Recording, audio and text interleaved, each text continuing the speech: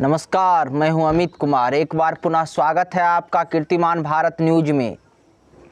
अगर अभी तक आपने चैनल को हमारे सब्सक्राइब नहीं किया है तो कर लीजिए और बेल आइकॉन को दबा के ऑल को सेलेक्ट कर लीजिए ताकि हमारे आने वाले हर वीडियो का नोटिफिकेशन आप तक पहुंचता रहे। आज तक आपको यही बताया गया कि सियासत में कोई शत्रु और कोई मित्र नहीं होता। सियासत केवल फ़ायदे का, लाभ का मोहताज होता है, क्योंकि यही चीज़ आपको बार बार दिखाया गया, यही चीज़ आपको बार बार बताया गया और तो यही चीज़ आपके दिमाग में सेट हो गया और आप भी ऐसा मानने लगे, क्योंकि आपके नज़रों के सामने जो रहेगा उसे ही आप स्वीकार करके आगे बढ़ जाते हैं। अक्सर लोगों में ये देखा जाता है।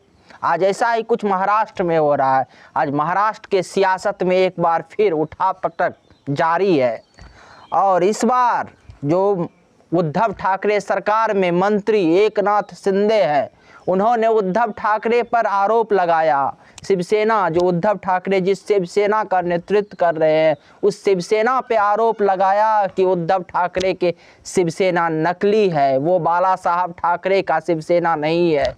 असली बाला साहब ठाकरे का शिवसेना आज कहीं गौन हो गया है, कहीं लुप्त हो गया है। इसीलिए उन्होंने आज उद्धव ठाकरे से बगावत की और शिवसेना को आज दो खेमे में बांट दिया है।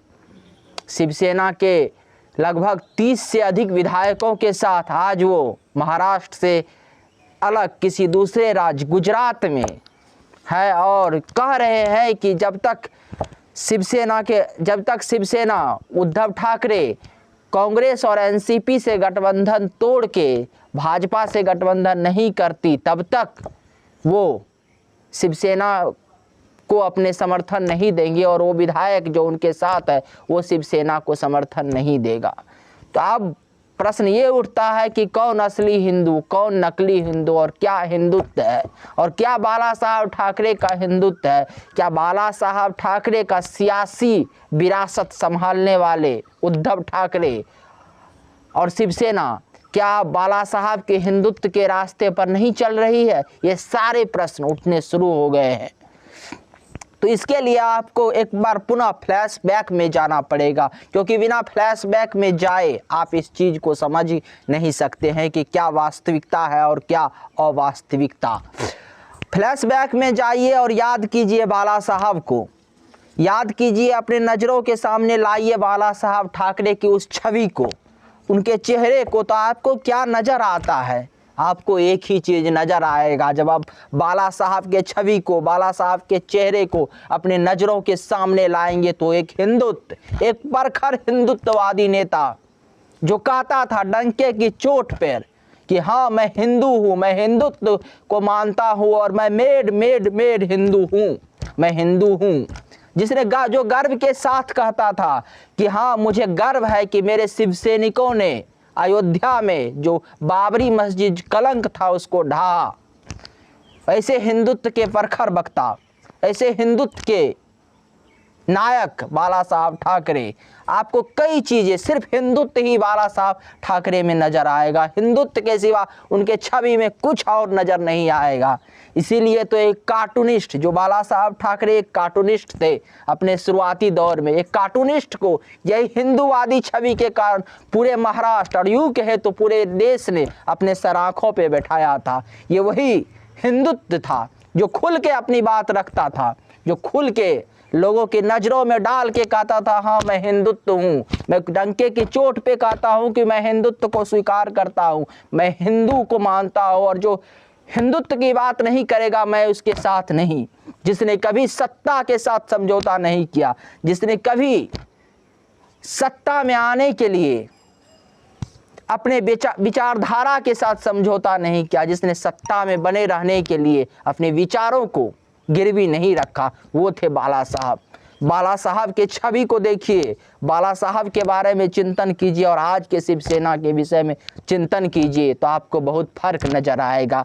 वो बाला साहब जो कभी चुनाव नहीं लड़े, जो किसी भी प्रकार के सक्रिय राजनीति में खुद इन्वॉल्व नहीं हुए, लेकिन इसके बावजूद भी सत्ता उनके कदमों में पड़ी रहती थी, सत्ता उनके आसपास भटकती थी। खुद तो कभी मुख्यमंत्री नहीं बने, चाहते तो अपने विचारों से समझौता करके वो मुख्यमंत्री बन सकते थे, चाहते तो अपने विचारों से समझौता करके वो सत्ता के शीर्षतम बिंदु तक पहुंच सकते थे। लेकिन बाला साहब ने कभी अपने विचारों से समझौता नहीं किया। कारण कि वह इसके कारण ही महाराष्ट्र के लोगों ने और देश के लोगों ने बाला साहब को एक मुख्यमंत्री या एक राजनेता से कहीं ऊपर समझा, हिंदुत्व के नायक समझा। उनकी तुलना शिवाजी महाराज से की, उनकी तुलना महाराणा प्रताप से की। यही कारण था, यही कारण है कि आज भी जब महाराष्ट्र में हिंदुत्व की बात होती है तो बाला साहब के हिंदुत्व के राह पे चलने की होड़ लग जाती है नेताओं में। ऐसे थे बाला साहब। लेकिन वही बाला साहब के पुत्र और महाराष्ट्र सरकार के मुख्यमंत्री उद्धव ठाकरे की आज सियासत को आप देखिए। उद्धव ठाकरे जब चुनाव में आए थे, जब उद्धव ठाकरे ने बीजेपी के साथ चुनाव लड़ा था 2019 में, वहाँ की स्थिति देखिए। जब 2019 में जो चुनाव हुआ था उसमें देखिए वहाँ की स्थिति। महाराष्ट्र जो विधानसभा है उनमें कुल 288 सीट है, जिनमें बहुमत के लिए 144 सीट चाहिए किसी भी राजनीतिक पार्टी को। और जब शिवसेना और भाजपा लड़ी थी चुनाव में तो इन दोनों को, भाजपा को 106 और शिवसेना को 56 सीटें आई थी। कुल मिलाकर 162 सीट थी, जो कि सत्ता तक पहुंचने के लिए, सरकार बनाने के लिए पर्याप्त सीट थी। लेकिन जब चुनाव के परिणाम आए तो क्या हुआ आप सबको पता है। चुनाव के परिणाम आने के बाद उद्धव ठाकरे में मुख्यमंत्री बनने की आकांक्षा जाग गई। और ये आकांक्षा इस प्रकार जागी कि विचारधाराओं से समझौता कर लिया गया। उद्धव ठाकरे ने तो अपने विचारधाराओं से समझौता कर लिया, लेकिन सोचिए उन लाखों कार्यकर्ता के विषय में जो शिवसेना के साथ बाला साहब ठाकरे के समय से जुड़े थे, जो शिवसेना के विचारों से जुड़े थे, क्या उन लोगों ने अपने विचारों से, अपने विचारधारा से समझौता किया? लेकिन उद्धव ठाकरे ने अपने विचारधारा से समझौता करके एनसीपी और कांग्रेस के साथ, अपने वैचारिक शत्रुओं के साथ गठबंधन करके सरकार तो बना ली। लेकिन इस सरकार में उद्धव ठाकरे केवल मुख्यमंत्री के रूप में एक सिंबॉलिक बने रहे, एक सिंबल के तौर पर बने रहे। इन सरकार में उन लाखों कार्यकर्ताओं की जो वैचारिक रूप से शिवसेना के साथ जुड़े हुए थे, जो हिंदुत्व के साथ जुड़े हुए थे, जो बाला साहब के शिवसेना के साथ जुड़े हुए थे, जो बाला साहब के हिंदुत्व के विचारधारा के साथ जुड़े हुए थे, उनका क्या हुआ? उनको तो कुछ नहीं मिला। एक हिंदुत्व के कारण वो जुड़े हुए थे, क्या उन सब पे क्या प्रभाव पड़ा? उद्धव ठाकरे मुख्यमंत्री बन गए, लुप्त हुई कांग्रेस। तो महाराष्ट्र में लुप्त हो चुकी थी, कांग्रेस का तो महाराष्ट्र में लुप्त होने के कगार पर थी। लेकिन लुप्त होने वाली कांग्रेस को महाराष्ट्र में संजीवनी मिल गई, वो सत्ता में आ गई।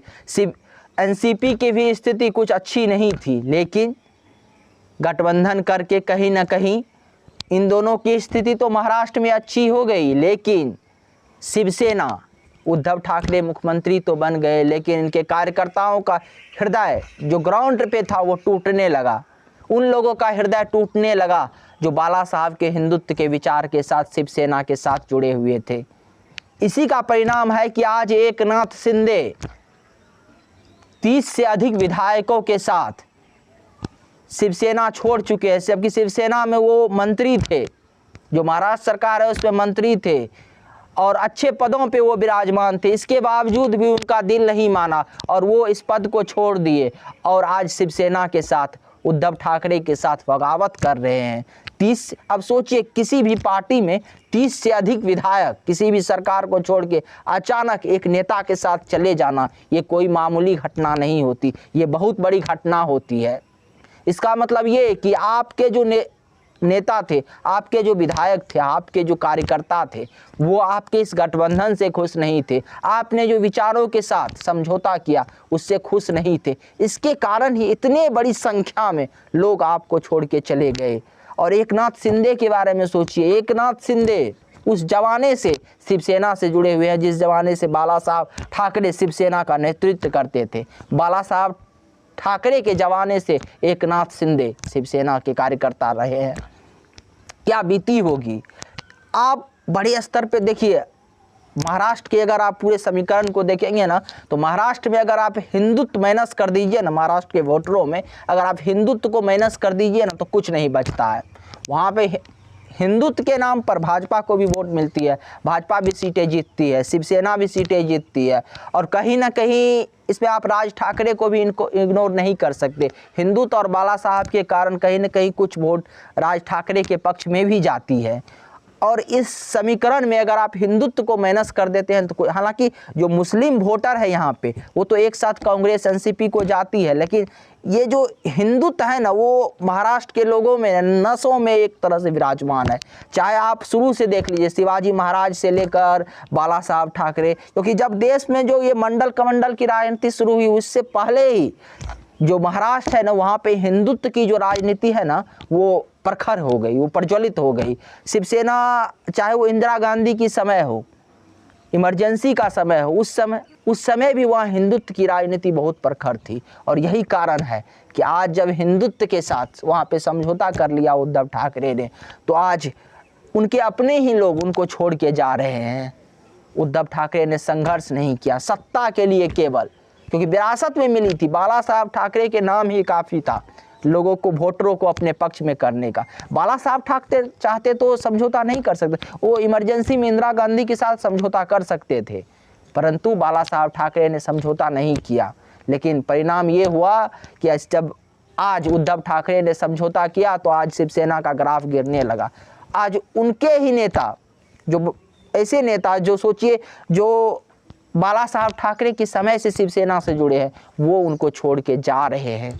कहीं ना कहीं आज शिवसेना को सोचना चाहिए और उद्धव ठाकरे को सोचना चाहिए कि वो ऐसा क्यों छोड़ के जा रहे हैं। क्योंकि देखिए, कार्यकर्ता आपके साथ दो तरह से जुड़ते हैं। एक कार्यकर्ता वो जुड़ते हैं, कुछ लोग वो जुड़ते हैं जिसको आपके साथ डायरेक्ट लाभ हो, तो वो तो आपके विचारों में आप जहाँ भी जाए, क्योंकि वो आपके साथ लाभ के लिए जुड़े हुए हैं, तो आप जहां भी जाए, जिस पार्टी के साथ भी सरकार बनाए, वो आपके साथ रहेंगे। लेकिन एक धारा ऐसा भी होता है जो आपके साथ निस्वार्थ भाव से जुड़ते हैं, आपके विचार के आधार पर जुड़ते हैं, आपकी जो एक राजनीतिक विचारधारा होती है उसके आधार पर आपसे जुड़ते हैं।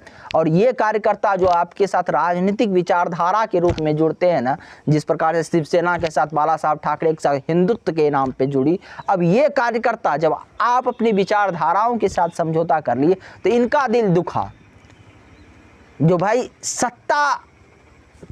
सत्ता में बने रहने के लिए आप विचारधारा के साथ समझौता कर लिए, सत्ता में बने रहने के लिए। और हाल फिलहाल में आप स्टैंड देख लीजिए शिवसेना का, कई विषय पर जो शिवसेना का स्टैंड आया वो बहुत ही आश्चर्यजनक था।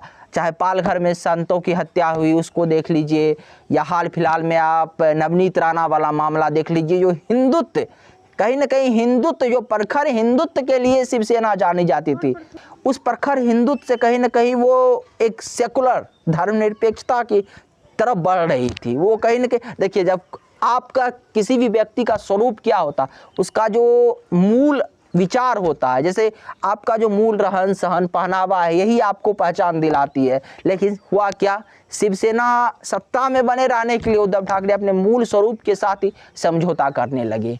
तो परिणाम यही हुआ कि आज वही कार्यकर्ता उनसे बगावत कर बैठे हैं, जो उनके लिए, उनके विचारधारा के लिए दिन रात एक कर बैठे थे, आज वही उनसे बगावत करने को उतर गए हैं। ये सारे चीज़ों को समझना चाहिए। हाँ, नवनीत राणा के मामले को आप देख लीजिए, नवनीत राणा का मामले देख लीजिए, उसमें किस प्रकार से शिवसेना ने एक किया जो कि शिवसेना के हिंदुत्व को कमजोर किया। जिस प्रकार से नवनीत राणा हनुमान चालीसा पाठ करना चाहते थे और उसके ऊपर राजद्रोह का मुकदमा दर्ज किया, कहीं ना कहीं ये सारी चीज़, क्योंकि एक कार्यकर्ता तो आपके साथ विचारधारा के साथ जुड़े हुए है ना, वो हिंदुत्व के साथ जुड़े हुआ है, हिंदुत्व विचारधारा के साथ जुड़ा हुआ है, बाला साहब के ठाकरे के साथ जुड़ा हुआ है। तो नवनीत राणा के मामले में देखे होंगे। फिर जो ये इधर लाउड स्पीकर का मामला आया, अजान वर्सेज लाउड स्पीकर, ये मामला जो है, इस मामले में भी शिवसेना का रुख कुछ अच्छा नहीं रहा। तो जो वो का लोग जो विचारधारा के साथ जुड़े हुए थे उनको लगने लगा कि नहीं, ये अन्याय हो रहा है, शिवसेना अब गलत ट्रैक पे जा रहे हैं, उद्धव ठाकरे गलत ट्रैक पे जा रहे हैं। और उद्धव ठाकरे खुद राजनीतिक में बहुत सक्रिय नहीं रहे। इन दिनों उनका स्वास्थ्य खराब रहा, वो अपने घर से जो मुख्यमंत्री आवास नहीं जा रहे थे, अपने घर से सारा जो मुख्यमंत्री और कार्यालय का जो वर्क होता है उसको कर रहे थे। तो ये सारे चीज़ें उद्धव ठाकरे जमीनी हकीकत को समझ नहीं पाए। उद्धव ठाकरे जमीन पे कार्यकर्ता क्या सोच रहा है, कार्यकर्ता से मिलना जुलना उनका कम हुआ और परिणाम यही हुआ कि वो कार्यकर्ता को लगने लगा कि नहीं, अब वो हिंदुत्व से समझौता कर रहे हैं। तो फिर कार्यकर्ता तो आपका गुलाम नहीं, आपकी विचारधारा का गुलाम है। वो बाला साहब ठाकरे को मानते हैं, बाला साहब ठाकरे के प्रशंसक है, बाला साहब ठाकरे के प्रति उनकी आस्था है और बाला साहब ठाकरे के विचार को जो आगे ले जाएगा वो उनके साथ हो। और यही परिणाम हुआ। अगर आज एकनाथ शिंदे कह रहा है कि वो असली शिवसेना की खबर आ रहा है कि वो कह रहा है कि वो असली शिवसेना बनाएंगे, वो असली शिवसेना बनाएंगे। तो क्योंकि अभी जो शिवसेना उद्धव ठाकरे का वो बाला साहब ठाकरे के विचार को नहीं मान रहा है, तो वो कह रहा है कि असली शिवसेना वो बनाएंगे। और तो अब कार्यकर्ता तो भाई उसके साथ जाएगा। तो यही यहाँ पे समस्या हो रही है। अभी भी उद्धव ठाकरे के पास एक मौका है कि वो संभले। और देखिए आगे महाराष्ट्र की राजनीति में क्या होती है। और